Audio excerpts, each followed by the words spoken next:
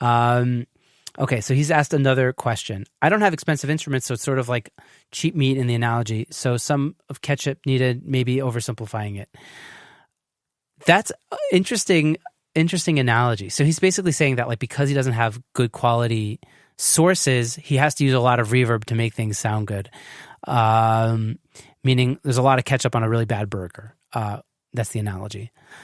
I hear that, man. Yeah, I don't know. It depends. Like again, I would say that reverb, one of the things about reverb is, as I said earlier, is like it gives a shimmer, a sheen, and it could really mask. You could really mask issues using reverb, right? Because it just kind of gets washed in the, it just becomes a part of the whole mush and the mosh and the wash. So reverb has that effect, and you could do that to something that doesn't sound very good and kind of tone it down a bit. So that's definitely a thing. Let me see if we have any other more questions. Does anybody have any questions? Anybody in the chat? Moshik Landau has joined the chat. Now you are pressured to stay in the chat because we only have 6 people watching live. Moshik, can you have any questions for me?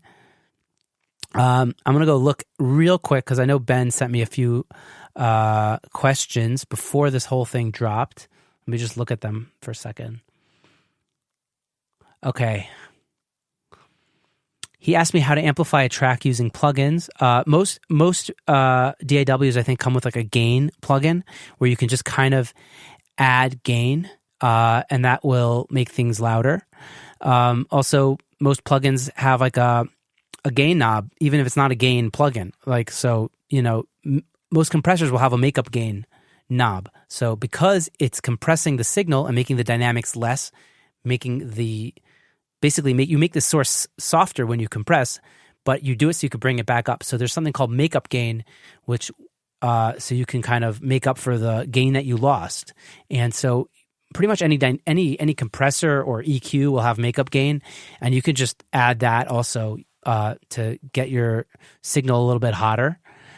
He also asked how to account for that people will be listening to your music on equipment far less advanced than your monitors. Sounds great when I mix, but I play it on my phone, no good. You have to make things sound good everywhere, and that comes down to referencing.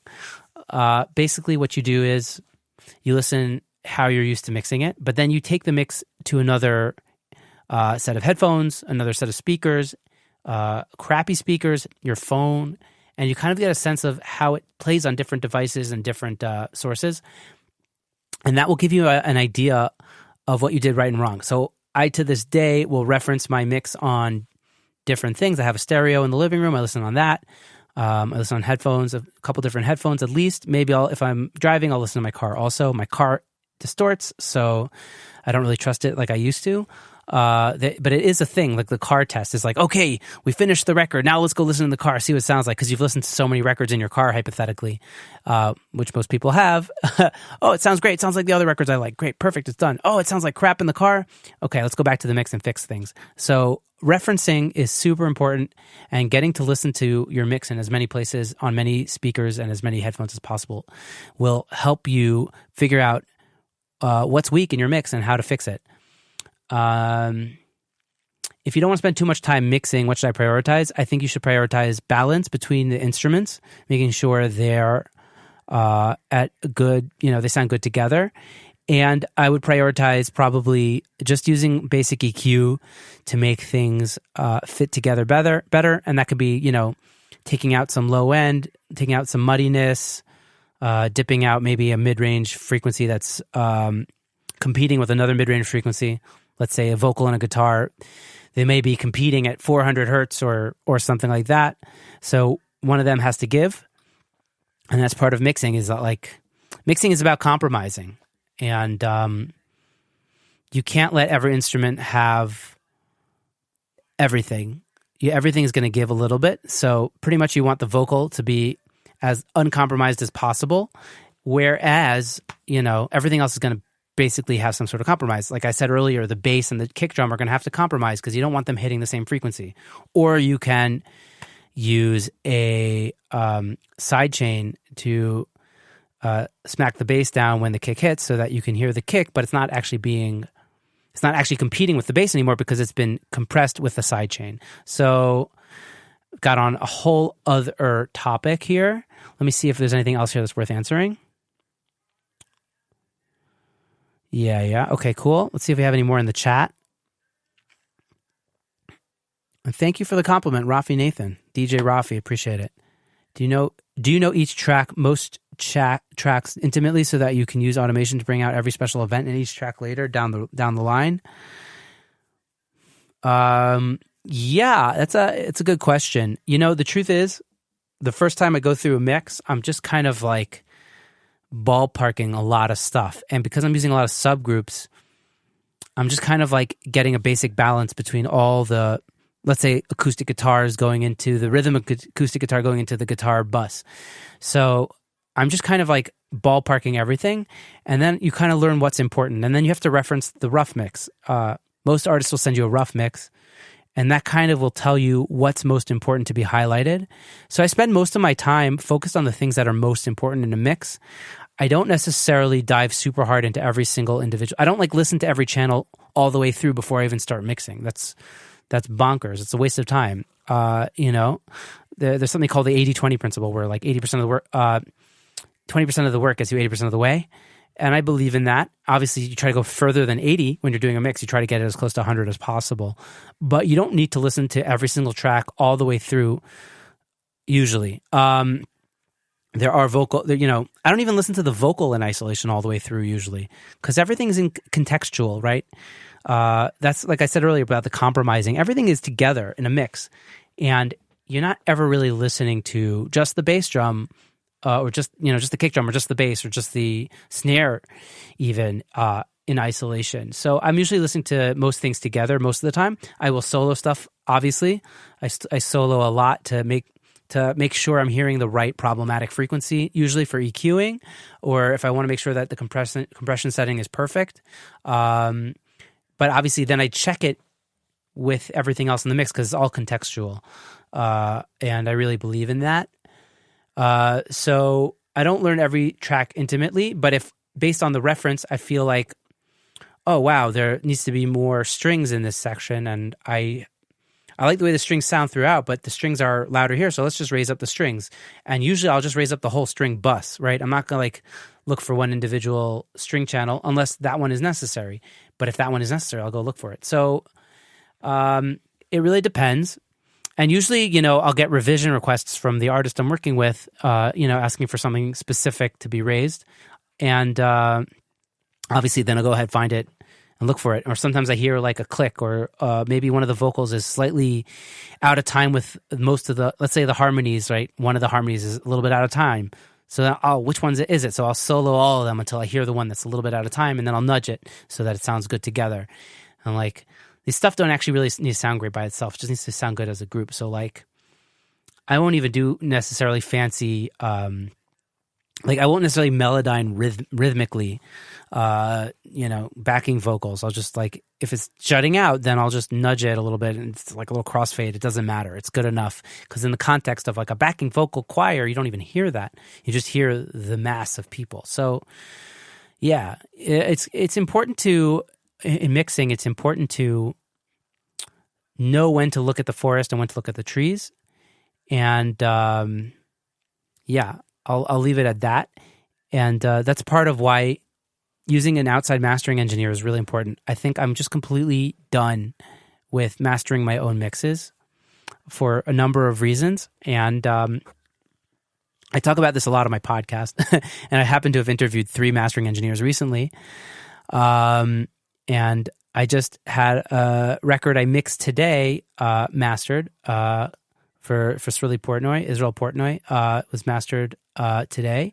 And it was not by me. I did the mix. And it was just so great to not have to do the master, because at a certain point while you're mixing, you just have no more objectivity, and you have too much baggage in the game to make these, these minute detail decisions that do make a difference. You're just past that point to does it need more sub? Does it not need more sub? I can't even tell anymore, because I've been working on this song for 4 to 8 hours. At a certain point, you just don't have any objectivity left. So, Matthew Garber, who was on my podcast, I think it was episode 42 or 41 or something like that. He's a mastering engineer out of Charlotte, Is it Charlotte? No, it's not Charlotte. It's Charleston, South Carolina. And he told me, like, you know, the mastering engineer's number one thing is that they have no, what's the word? They have no stake they don't care. They're completely, they don't have any opinions almost. They have no stake in the song, right? They're coming completely unbiased. They're like, okay, let's hear this. What's right? What's wrong? Done. And like, you know, I'm not a mastering engineer, but I would have a much easier time mastering someone else's mix than my own mix, because by the time I'm mastering my own mix, I'm overthinking every little thing, and it's just not a healthy place to be. So it's good to get it out to someone else. Let's see if we have any more questions.